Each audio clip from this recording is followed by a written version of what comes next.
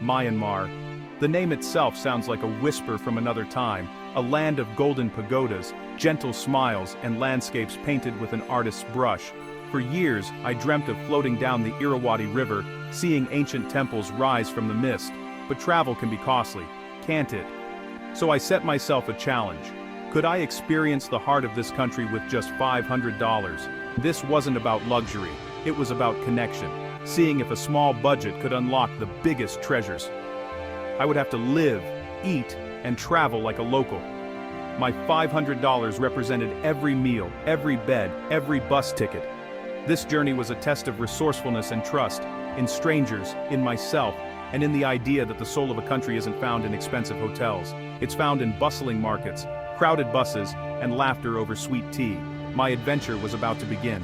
Would I make it? Would I run out of money halfway? These questions danced in my mind as I stepped into the warm air of Yangon. The city greeted me with a symphony of sounds and a world away from everything I knew. This is the story of how far a little money and a lot of spirit can take you. Let's wander through Myanmar together and discover the magic that awaits when you travel with an open heart and a careful budget. Getting around Myanmar on a shoestring is an adventure in itself. Forget taxis. My transport was the people's transport. In the cities, the trishaw, a bicycle with a sidecar, became my best friend, weaving through chaotic streets for just a few kyats. The gentle pace let me see, smell, and hear everything. For longer distances, the overnight bus was my chariot, vibrant, noisy, and full of life. For $10 or $15, I could travel hundreds of kilometers while I slept, saving on accommodation. The bus was filled with families, monks, and students, part of the country's daily rhythm. Then there was the train, slow, rickety, and wonderful. The Yangon Circle line cost less than $1 and showed me a side of life I'd never see otherwise. Markets by the tracks, children waving, women balancing baskets, and the rivers. Boats are vital here. On Inle Lake, I traveled in a long wooden boat, gliding past fishermen and farmers. Each mode of transport told a story: city life, long journeys, history, and life on the water. My budget didn't limit me, it guided me to the most authentic ways to travel. Every ride was a window into Myanmar's soul. The journey itself became the destination, and every mile brought me closer to the heart of the country. Finding a place to sleep on a tight budget meant embracing simplicity. Myanmar's guest houses and hostels, often $8 to $12 a night, were clean, safe, and welcoming. My first guest house in Yangon was family-run, tucked above a shop, and felt like home. Breakfast was simple: toast, egg, fruit, shared with travelers from around the world. In Bagan, a young couple marked their favorite temples on a map for me, sharing local secrets. These places weren't about luxury, but about warmth and genuine hospitality. Overnight buses and trains doubled as transport and accommodation, saving money for more adventures. Prioritizing experience over comfort, I found that the simplest lodgings often held the richest memories. To understand Myanmar, you must taste it, and the best place is the street. Street food is the heart of Burmese cuisine, authentic, fresh, and unbelievably cheap. For $1 or $2, I ate like a queen: mohinga for breakfast, crispy samosas, grilled skewers, and lapet thok, the famous tea leaf salad. Each meal was a burst of flavor and history.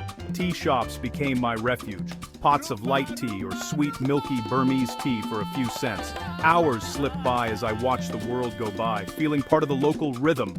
My top tip: eat where the locals eat. If it's crowded, it's good and affordable. Don't worry about the language. Pointing and smiling works wonders. Eating this way wasn't just about saving money. It was about diving into the culture. Every meal was a discovery, a lesson in Myanmar's heart. The richness of experience far outweighed the cost. Food became my daily adventure. Yangon, my gateway to Myanmar, is a city of contrasts. Golden pagodas beside crumbling colonial buildings. My first stop, the Shwedagon Pagoda, the country's most sacred site. I paid the entrance fee, a rare splurge, and wandered barefoot on cool marble floors as the golden stupa glowed at sunset. Families lit candles, monks meditated, and the air was filled with bells and chanting.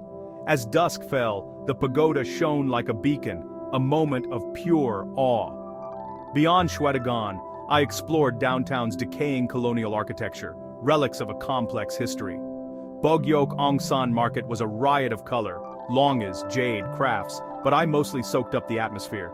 The Circle train, for less than $1, took me on a 3-hour loop through the city's outskirts. It was the best way to see real-life bustling stations, people hopping on and off with baskets and chickens. I shared my carriage with friendly locals, communicating with smiles and gestures. The train was a moving market, a window into daily life. These simple, cheap experiences connected me to the heart of Yangon. The city's contrasts told its story. Every step revealed a new layer of history and humanity. Yangon was the perfect beginning to my journey. The city's spirit lingered with me long after I left. From Yangon, I took an overnight bus to Bagan, a dreamscape of over 2,000 ancient temples, the best way to explore, by e-bike just $4 a day, giving me freedom to roam. Sunrise in Bagan is iconic. I'd ride through the cool darkness, climb a temple terrace, and watch the sky turn gold as hot air balloons drifted above the misty plain. It was breathtaking, like witnessing the world's birth. My days were spent getting lost among temples, stumbling upon hidden murals, and sharing silent moments with locals. Sometimes I was the only person in a temple, the silence broken only by birds or distant bells. A caretaker once showed me a secret rooftop view, no words needed, just shared wonder. Exploring Bagan wasn't about ticking off famous sites, it was about discovery and the weight of history. I'd pack a simple lunch, rest under a tamarind tree, and let the landscape work its magic. My e-bike and curiosity were all I needed. Bagan taught me that the greatest wonders don't require much money, just a sense of adventure. The temple's beauty was free for anyone willing to seek it. In Bagan, I learned to get a little lost, and found so much more. After Bagan's plains, I journeyed to the cool, watery world of Inle Lake. Here, entire communities live on and around the lake in stilt houses, tending floating gardens and traveling by boat. The Intha fishermen are famous for their unique leg-rowing technique, balancing on one leg while paddling with the other.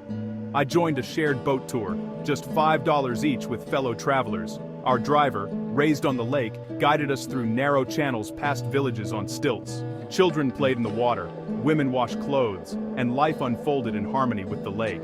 The floating gardens, anchored with bamboo, grew tomatoes and flowers, a marvel of ingenuity. We visited a rotating market, where hill tribes gathered to trade, produce, and crafts. The market was a vibrant mix of cultures and colors. My day on Inle Lake was peaceful and captivating, the mountain scenery unforgettable.